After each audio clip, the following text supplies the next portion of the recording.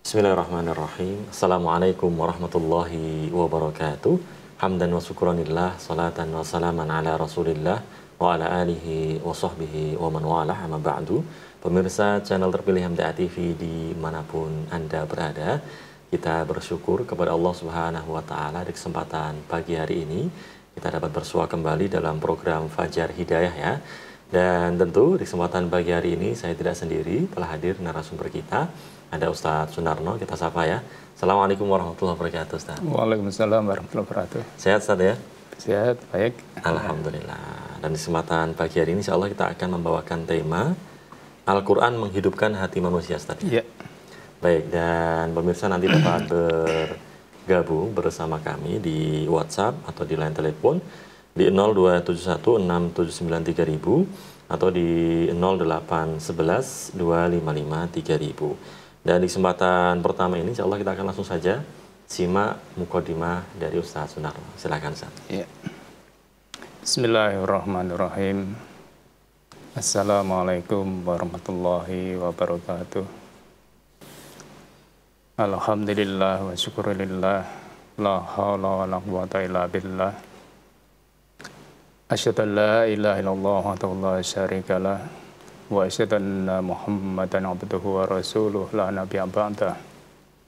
Allahumma salli wa sallim ala Muhammadin wa ala alihi wa ashabihi wa man walaha ma ba'd. Saudaraku pemirsa dan pendengar dimanapun berada, syukur alhamdulillahirabbil alamin. Allah senantiasa curahkan anugerah pada kita. Hari ini kita diperkenankan mengawali aktivitas kita dalam keadaan sehat walafiat. Saudaraku, hari ini kita bicara tentang Al-Quran menghidupkan hati manusia. Allah Subhanahu wa Ta'ala membimbing para hambanya dalam menjalani hidup dan kehidupannya di dunia ini, supaya dengan hati yang terang, hati yang senantiasa dihiasi oleh iman, untuk menuju pada kehidupan dunia akhirat yang diridhoi oleh Allah Subhanahu wa Ta'ala. Allah berfirman dalam surat Asy-Syura ayat 52 sampai 53. A'udzu billahi minasyaitonir rajim.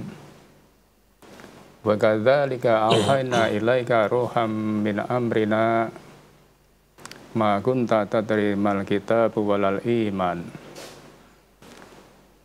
walakin ja'alnahu nuran nahdi bihi man nasya' min ibadina wa innaka la tahdi ila siratim mustaqim siratillahi alladzi lahu ma fis samawati wa ma fil ard ala ilallahi tasyirul umur.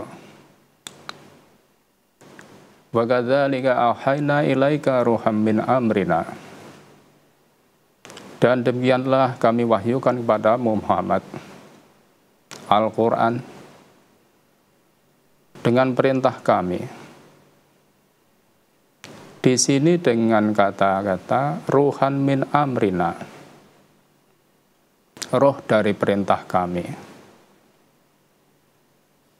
Yang dimaksud adalah Al-Quran menjadi penghidup hati yang mati.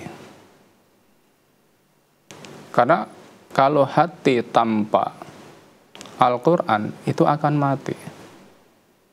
Sebagaimana roh menghidupkan jasad. Maka pentingnya Al-Quran dalam kehidupan kita. Kita hidup tanpa Al-Quran diibaratkan kita ini seperti orang yang mati.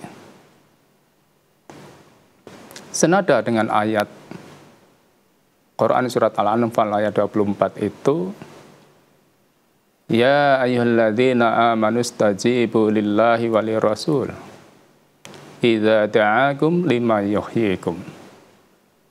Hai orang-orang beriman, penuhilah seruan Allah dan penuhilah seruan Rasul. Apabila Allah dan Rasul menyeru pada kamu pada suatu yang memberi penghidupan pada kamu. Di sini kita diberi pelajaran bahwa yang menghidupkan adalah iman, Al-Quran, dan berjuang di jalan Allah, jihad di jalan Allah.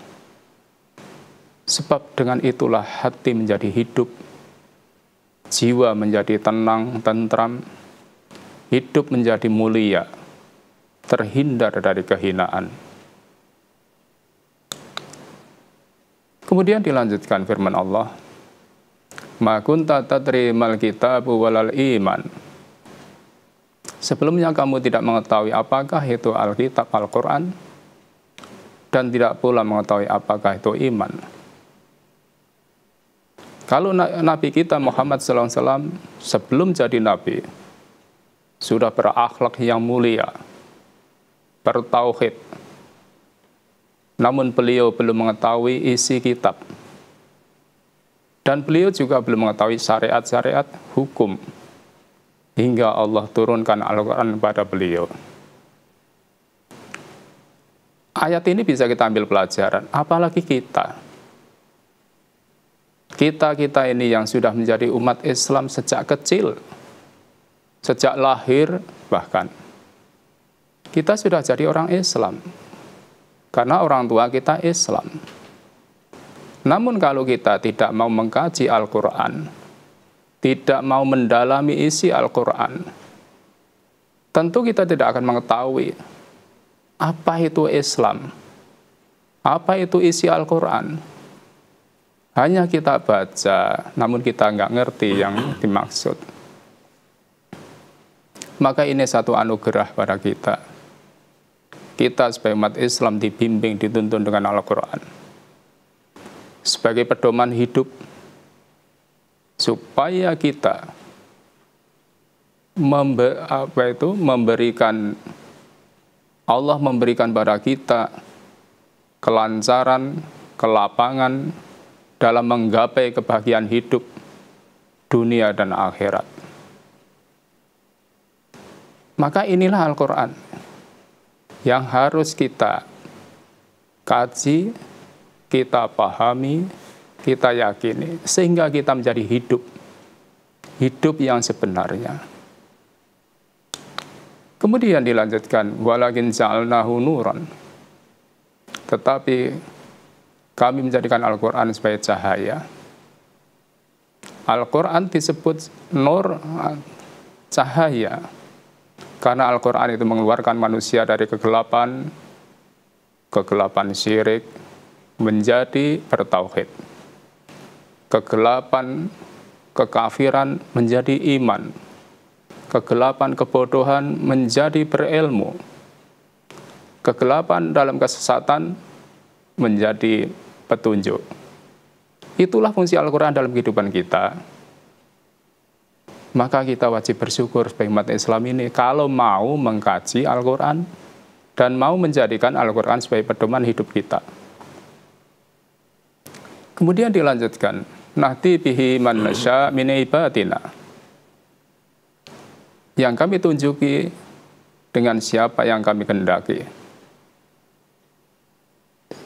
Maka kita bersyukur kalau mudah-mudahan termasuk yang dikehendaki dari hamba-hamba Allah. Karena tidak semuanya diberikan. Hidayah ini tidak semua diberikan pada manusia, namun kepada siapa yang dikehendaki oleh Allah SWT. Karena tugas Rasulullah SAW dan para penerusnya, para da'i, hanyalah menyampaikan. Karena kita sudah diberi pengetahuan. Wa ma 'alaina illa balagul mubin. Tugas kami hanyalah menyampaikan dengan jelas, dengan terang. Itu tugas-tugas yang disampaikan oleh Rasulullah dan para penerusnya. Maka siapa yang mau mendengarkan, menerima penjelasan dari Al-Quran dan Sunnah, tentu itu sebagai jalan Allah memberikan petunjuk. Karena manusia tidak akan bisa memberikan petunjuk. Dan kita akan selamat. Namun yang menolak pasti sesat dan celaka. Allah berfirman dalam surah ayat 56 itu, innaka la tahdi man ahbabta walakinna Allah yahdi man yasha wa huwa alamu bil muhtadin. Sesungguhnya kamu tidak bisa memberi petunjuk pada siapa yang kamu cintai. Bapak tidak bisa memberi petunjuk pada anaknya. Suami tidak bisa memberi petunjuk pada istrinya, atau sebaliknya. Apalagi pada orang lain.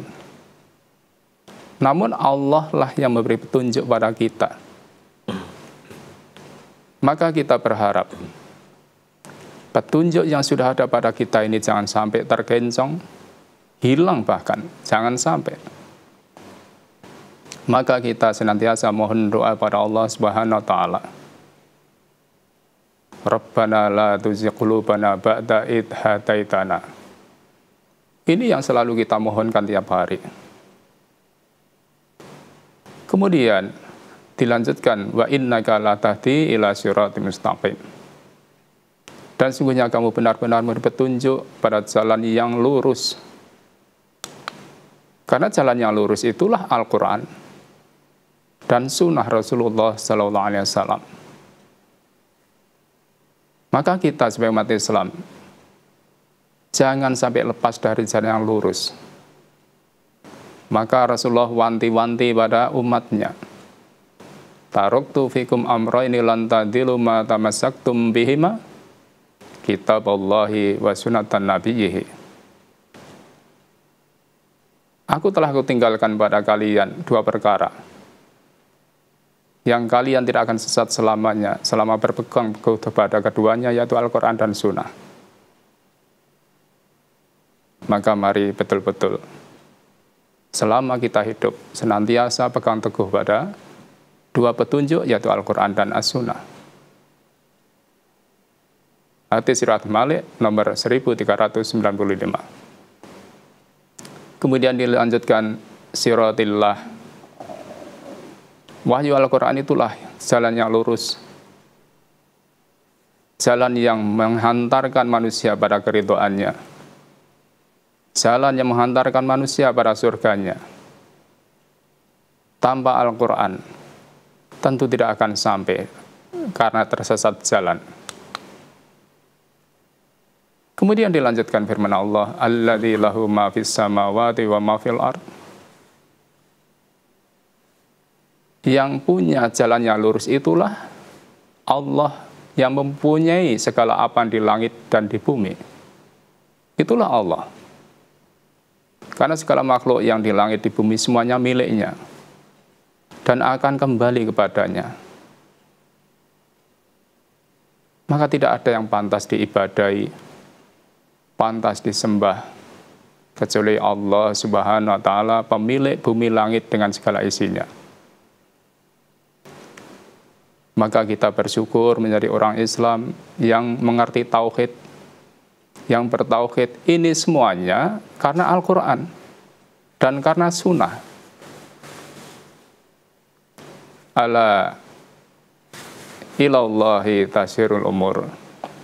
Ingatlah bahwa kepada Allah lah kembali semua urusan. Di sini Allah menegaskan bahwa seluruh urusan akan kembali pada Allah. Baik itu urusan dunia, urusan akhirat. Maka Allah lah yang berhak mengatur kehidupan ini. Manusia tidak boleh membuat aturan sendiri. Karena semuanya itu miliknya. Dan manusia hanya wajib tunduk kepada aturan Allah dan Rasul-Nya. Saudaraku, itulah yang perlu kita renungkan dalam kehidupan kita ini. Karena dengan Al-Quran itulah kita menjadi hidup yang sebenarnya. Dengan Al-Quran itulah hidup kita berarti. Karena kita punya iman, bertauhid, ibadah hanya pada Allah, amal soleh, dan itulah yang akan membawa kebahagiaan dunia dan akhirat. Begitulah saudaraku, kiranya Semoga bermanfaat bagi saya dan kita semuanya. Terima kasih. Baik, demikian ya pemirsa channel terpilih MTA TV dimanapun Anda berada. Mukadimah dari Ustadz Sunarno terkait dengan Al-Quran menghidupkan hati manusia. Dan kami masih menunggu pertanyaan dari pemirsa, baik di line telepon di 02716793000 atau di WhatsApp di 08112553000. Dan nanti insya Allah kita akan jawab beberapa pertanyaan masuk. Namun sebelumnya kita harus jeda terlebih dahulu. Jangan kemana-mana, tetap di Fajar Hidayah MTA TV.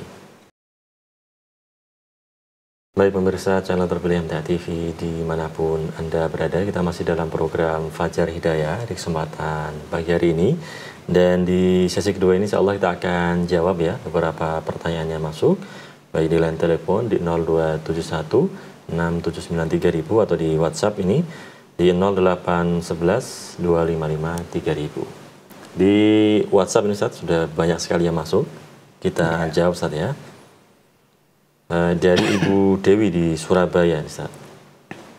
Ustadz, mohon nasihatnya bagi kami agar tetap sabar dan tawakal dalam menghadapi kondisi ekonomi yang saat ini sedang tidak baik-baik saja ini Ustaz.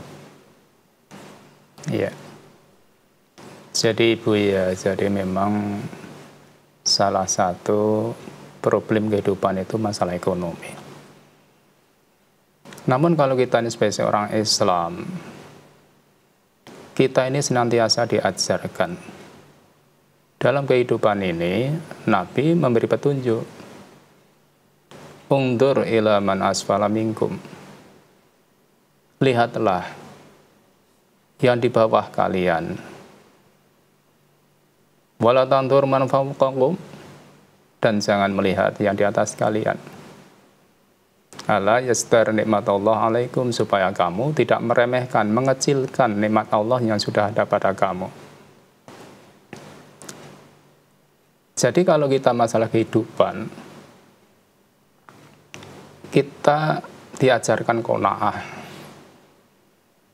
Qanaah itu menerima apa yang saat itu ada. Karena bagaimanapun, kalau kita melihat yang di bawah kita, masih banyak yang jauh kesejahteraannya, kehidupannya dari kita. Kita masih bisa bersyukur pada Allah SWT. Maka walaupun dikatakan kurang-kurang baik saja, kalau kita hidup ini sudah bisa makan cukup, tempat tinggal cukup, tempat pakaian pakaian cukup, badannya sehat, kurang apa kita dalam hidup? Maka kita ini diingatkan, man lam yaskuril qalil, lam yaskuril kasir. Kalau yang sedikit kita tidak bisa mensyukuri, nanti banyak pun juga tidak bisa. Maka perlu kesabaran. Maka kalau kondisinya mungkin sekarang baru sedikit, ya sudah, sedikit itu kita syukuri. Dan ya sesuai dengan yang sedikit itu dalam kita membelanjakan. Namun kalau kita ini yang sedikit tidak bisa mensyukuri, nanti banyak pun tidak akan bisa. Maka kalau kita sebagai orang Muslim, jangan gara-gara ekonomi untuk alasan kisruh dalam rumah tangga, apalagi terjerumus dalam kemaksiatan. Kita masih punya Allah. Kalau kita ini masih merasa serba kurang, tentu kalau kita bandingkan zaman Nabi dan para sahabatnya, jauh lebih baik keadaan ekonomi kita ini. Tapi beliau dalam mempertahankan keimanannya, dalam pegang teguh pada agamanya, kokoh. Maka jangan sampai kita sebagai orang muslim, orang yang beriman, dalam hal urusan ekonomi menjadi sebab lunturnya keimanan kita. Kita sabar dulu. Maka kalau kita ini diajarkan iqna bil qalil ya'tikal kasir. Kalau yang sedikit itu kita terima, kita syukuri, nanti Allah akan beri yang banyak. Bagaimana jalannya? Itu terserah Allah. Maka kita hanya wenang berusaha, ikhtiar, bekerja. Hasilnya Allah yang menentukan. Sehingga tetap ibadahnya, sholatnya, akidahnya, jangan sampai goyah, jangan sampai luntur. Karena itulah yang akan mengundang pertolongan Allah pada kita. Namun kalau kita ini alasan ekonomi, goyah akidahnya, goyah luntur ibadahnya, Allah nggak akan menolong kita. Itulah perlunya kesabaran. Maka mudah-mudahan Ibu dalam menjalani kehidupan, mari yang di bawah Ibu jauh lebih banyak, Ibu. Jauh lebih banyak. Maka apa yang sudah ada disyukuri sambil berusaha untuk membenahi, meningkatkan perekonomian yang ada pada kita sedikit demi sedikit. Insya Allah, Allah pasti menolong. Maka kita jangan putus asa. Kita punya Allah. Berdoa pada Allah. Begitu, semoga bisa dipahami. Baik, demikian ya Ibu Dewi di Surabaya. Kemudian Ustaz dari Pak Sidik di Wonosobo ini Ustaz.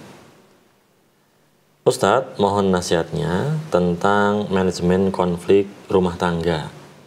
Apakah hal yang menjadi tanggung jawab suami boleh diselesaikan tanpa sepengetahuan istri? Atau semua yang terjadi dalam hidup rumah tangga, suami dan istri harus tahu ini, Ustaz? Iya. Jadi dalam manajemen menata keluarga, rumah tangga, memang dibutuhkan kerjasama yang baik antara suami dan istri. Namun suami sebagai penanggung jawab dalam keluarga, kalau itu urusannya dalam menyelesaikan rumah tangga itu, suami bisa menyelesaikan sendiri tanpa pengetahuan istri, itu bagus, karena tidak semua yang diberikan tahu pada istri itu istri bisa mendukung. Karena jalan pikirannya kadang-kala berbeda. Jalan pikirannya berbeda. Kalau penyelesaian yang diselesaikan oleh suami, problem keluarga itu, suami bisa mengatasi sendiri tanpa sepengetahuan istri, itu nggak ada masalah. Selama untuk kemaslahatan dalam keluarga itu. Kalau itu urusannya untuk urusan rumah tangga diselesaikan berdua, suami istri tahu, itu juga baik. Karena memang kita harus kerjasama yang baik pada suami istri itu. Umpamanya urusan anak.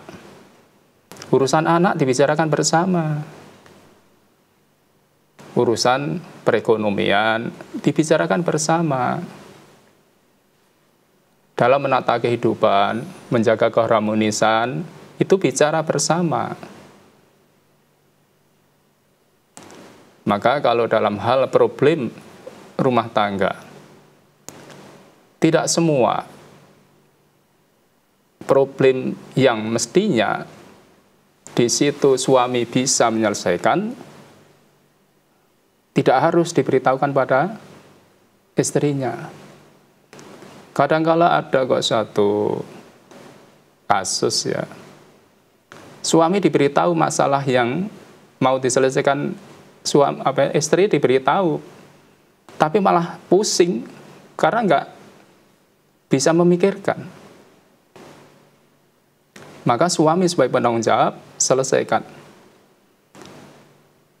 Tentunya kalau suami belum bisa menyelesaikan, mencari walijah.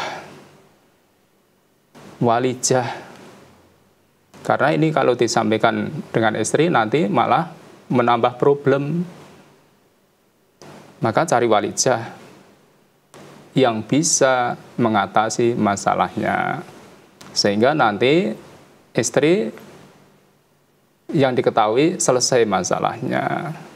Itu nggak apa-apa. Tidak harus semua yang dihadapi harus dibicarakan dengan istri. Namun kalau itu memang harus dibicarakan bersama, masalah pendidikan, masalah rumah tangga, masalah sekolah anak, dan seterusnya, ya dibicarakan yang baik. Karena itu pentingnya lah komunikasi dalam keluarga itu. Begitu, semoga bisa dipahami. Baik, demikian ya Pak Sidik di Wonosobo.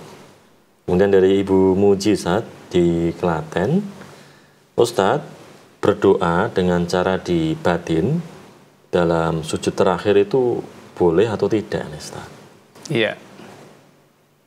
Jadi kalau namanya doa itu ya, kan kita itu kalau dalam hadis maupun ayat, di situ mesti ada kata qul, ucapkanlah. Berarti kita berucap. Ya doa, kita ucapkan doa yang kita mohon. Umpamanya kita dalam sujud itu, kita doa, Allahumma a'inni ala dzikrika wa syukrika wa husni ibadatika. Ya kita ucapkan. Kita ucapkan, tidak hanya di batin. Termasuk doa-doa yang lain. Kita mohon pada Allah. Jadi kita ucapkan, kalau doa itu diucapkan dengan sir, dengan itu. Dan doa-doa yang lain. Termasuk umpamanya, karena kita kalau pakai bahasa Arab ya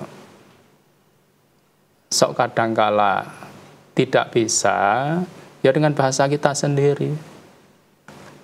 Asal doa yang bebas. Kita mohon dengan bahasa kita sendiri. Bahasa Jawa boleh, bahasa Indonesia boleh, atau bahasa apa yang bisa dipahami. Maka diucapkan, kita mohonkan pada Allah. Begitu, semoga bisa dipahami. Baik, demikian ya Ibu Muji di Klaten. Dari Pak Supriyono Ustaz di Batang. Ustadz, bagaimana hukum dalam pandangan Allah orang yang suka menunda atau mengulur-ulur waktu dalam mengerjakan sholat ini, Ustaz? Iya. Kalau kita sudah diberikan pelajaran dalam surat An-Nisa itu kan kita sudah paham ya. Ciri khas orang munafik itu malas, suka menunda-nunda sholat contohnya. Apalagi ibadah pada Allah. Itu ciri khas orang munafik. Maka kita jangan suka menunda-nunda. Kalau sudah waktunya, mestinya harus kita segera lakukan. Sedangkan kalau kita memahami dalam hadis qudsi itu kan, ya ibnu Adam tafarraq li ibadati. Kamu segeralah untuk beribadah padaku. Mungkin yang menyebabkan menunda-nunda itu mungkin karena pekerjaan dan sebagainya. Allah janji, kalau kita menyegerakan tugas kita sebagai hamba pada Tuhannya, pada Allah SWT, Allah janji, amla fi sadrika ginan, akan aku penuhi dadamu dengan kekayaan. Maka kaya hati itu penting dalam hidup. Kalau kita cuma mengejar kaya harta sampai meninggalkan kewajiban kita, Allah tidak akan memberikan kecukupan pada kita. Kemudian dilanjutkan, kalau kita memenuhi panggilan dengan segera, Allah akan memberikan rezeki pada kita. Ya, kalau kita bicara, kalau orang Jawa mengatakan, ya sangkan paran lah itu istilahnya. Min haitsu la yahtasib kalau istilah Qur'annya. Wa illa, namun kalau tidak, suka menunda-nunda, mengulur-ulur waktu, Allah akan jadikan yang tampak di depan mata kita kemiskinan. Kemiskinan. Kita serba khawatir dalam hidup ini. Sehingga adanya menunda-nunda. Sholat ditunda, ngaji ditunda, dan lain sebagainya. Maka kalau seperti itu, yang tampak di depan mata kita, bayangannya hanya miskin, miskin, dan miskin. Nggak pernah kita merasa cukup. Kemudian ancamannya lagi, kita akan disibukkan sesuatu yang sibuk itu, maaf, tidak ada selesainya. Tidak ada longgarnya. Kalau kita tidak melonggarkan waktu untuk Allah, justru kita dibikin sibuk. Tapi sibuknya itu sibuk yang tidak terselesaikan masalahnya. Na'udzubillah min dzalik. Itu dalam hadis dikatakan begitu. Maka mari jangan jadi orang Islam yang suka menunda-nunda sholat. Itu ciri khas orang munafik. Na'udzubillah. Hakikatnya munafik dengan kafir itu sama. Maka kita mohon perlindungan pada Allah. Jangan sampai kita termasuk orang yang malas dalam melakukan ibadah. Begitu, semoga bisa dipahami. Baik, demikian ya Pak Supriyono di Batang. Kemudian dari Bapak Didi nih di Bengkulu. Ustadz, saya jamaah sholat di masjid.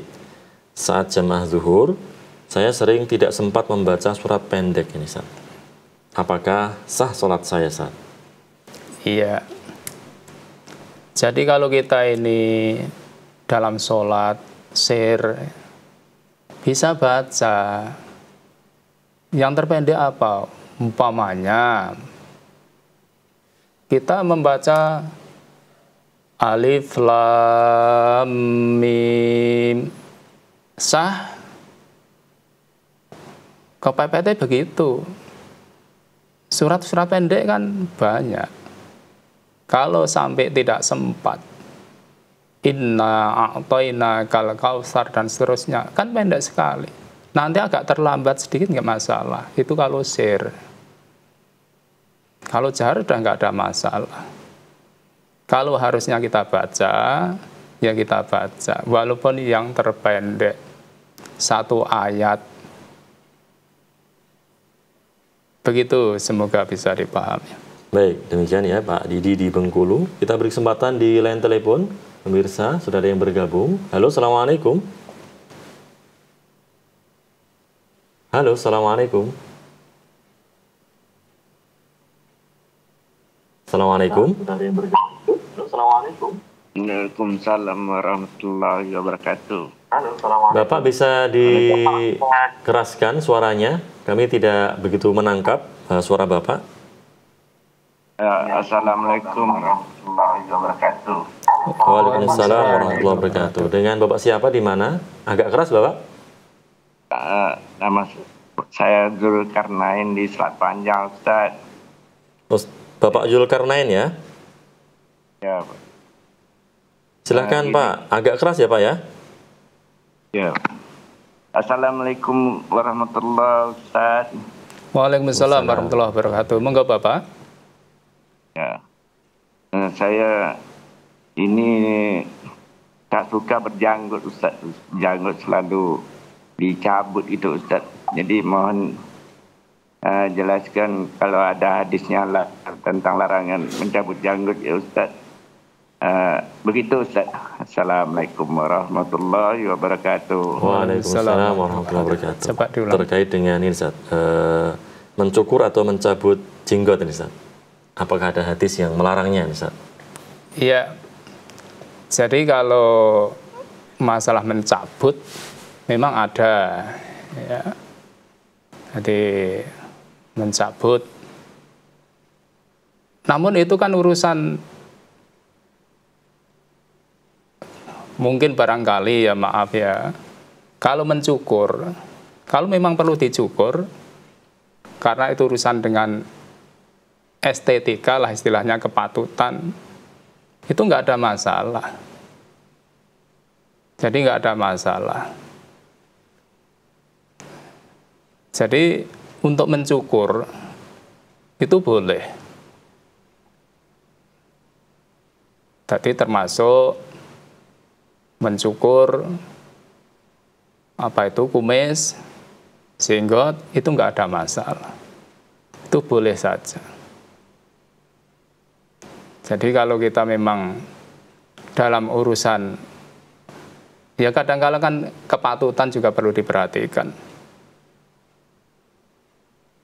Begitu Bapak, semoga bisa dipahami. Baik, demikian ya Pak Zulkarnain ya, semoga bisa dipahami. Kita kembali ke WhatsApp ini Ustaz, masih banyak sekali yang belum terbaca. Dari Ibu Sugianti Ustaz di Karanganyar. Ustadz, apakah jika saya berziarah kubur, orang yang diziarahi tahu bahwa saya menziarahinya Ustaz? Iya. Jadi Ibu ya tadi ya. Jadi kalau kita itu ziarah kubur, kita nggak usah berpikir yang aneh-aneh ya. Kita itu melaksanakan perintah agama. Jadi kalau Nabi itu mengajarkan supaya kita itu ziarah kubur, karena apa di situ? Tadkiratalil maut. Intinya itu. Kalau kita ziarah kubur itu, kita supaya ingat, nanti saya ya seperti yang dikubur itu. Jadi tidak usah berpikir mereka tahu kita atau tidak. Itu perintahnya memang begitu. Jadi intinya ziarah kubur itu kemana saja boleh. Intinya untuk mengingatkan bahwa saya nanti suatu saat ya akan dikubur seperti yang ada dalam kubur itu. Itu inti pokoknya. Inti pokoknya. Ya kalau masalah mendoakan, ya didoakan itu dari mana saja bisa. Maka kalau kita itu ziarah kubur kan diajarkan, Assalamualaikum ya ahlat diyar minal muslimin wal mu'minin. Itu yang kita ucapkan. Was'alullah al-afiyah. Kita mohon kepada Allah kebaikan untuk ahli kubur, tentu yang Islam. Wa insyaallah bikum lahikun, dan insyaallah saya akan menyusul kamu. Itu kan doanya.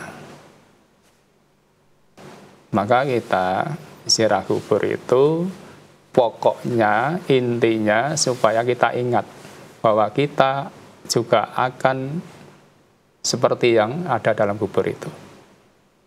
Begitu, semoga bisa dipahami.